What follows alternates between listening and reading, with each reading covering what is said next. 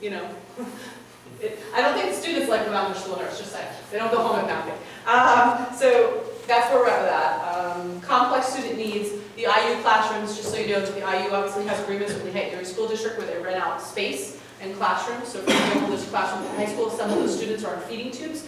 They do not provide us with a school nurse though. So our school nurse has to then leave the student nurse area, go down and provide those feeding tubes, those type of things, change, you know, whatever issues come up, it falls back on the individual school nurses. So middle school, if there's an issue, sometimes Callie has to go up there to address those needs.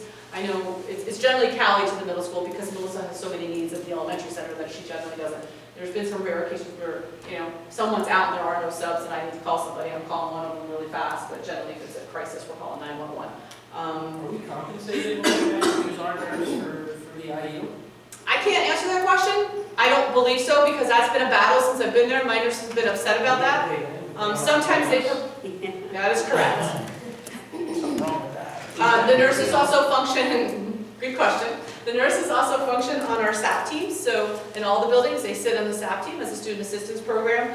They sit on our attendance teams, and as I mentioned, IEP. So, you know, obviously from a legal standpoint, it would be effective to probably have another nurse in the district. I know it goes by numbers and quota, but that's their plea. I'm sure they could give you more information, but. Sounds like we're gonna get the IU to pay for it. What do you look at that? How do you look at that? So the ambulance or units or talk about it at the meeting on Monday with the workshop. Sure. Actually look into first, no doubt about it. I don't know that's an isolated Hayden problem. I think that's probably a global. We can understand Maybe we can get all the school districts together who belong to the IU and say, hey, wait a minute, you charge us a lot of money. I didn't realize that they utilized our buildings, I honestly didn't. Yeah, so there's agreements for sites, correct. So we have actually 2 sites at the high school. So one is a total multi-handicapped classroom and another is the psych program, which provides psychiatric. It's essentially a precursor of our ES classroom, so they provide behavioral supports, counseling, and psychiatric. So we have two sites at the high school. I don't want to speak for the other buildings, I can just speak for the high school. Do you know, I don't think I can speak for people, but we have 2 certified and 2 instructional nurses. Are the instructional nurses considering going for their certification? No, they are nearing probably the end of their careers, I would say, in the next, Oh. I don't want to speak for them, but I'd say the next 5 to 10 years, and I may be whatever, but yeah. And they are exceptional. They've been in this district for years, they've been doing duties above and beyond and doing an amazing job, so. Is it something that's expensive to become certified? It's a 4-year degree that they need So, in the education. correct. So or you can do, you know, again, if you, for example, if I go to St. Luke's Nursing School, come out with a 2-year degree from St. Luke's, I'm not certified to be a school nurse. So then I'd have to enroll, I'll just use this hypothetically because it's the closest program I can think of, Cedar Crest, to then get my school nursing certificate, which could potentially be another 24 more credits or something. Yeah, I didn't know, like, it was saying one would have been registered nursing. Yeah, it all comes down to PDE certification. It's simple to get that certification for a registered Correct. nurse.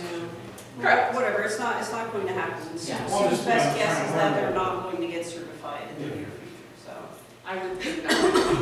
And the other administrators are looking at me saying no, so yeah. I'm speaking for them. Best guesses, that works. Any other questions? What's the enrollment at the high school? Approximately. Six, actually, it's pretty funny because I looked up there, 666, I think it Oh was. my goodness. Oh, that's 666, because I said it to a teacher and we're like, this is a problem. 6, 7. Yeah. Plus or minus on a given day. Let's round it up.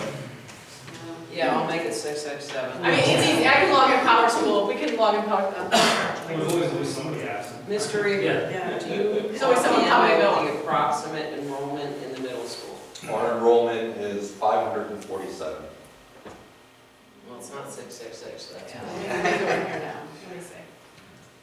And we have 971 in the EC, I wrote that down. Correct. Power School. And how many secretaries do you have in the middle school? I have one handling the whole main office, and I have one in the guidance suite. Okay, so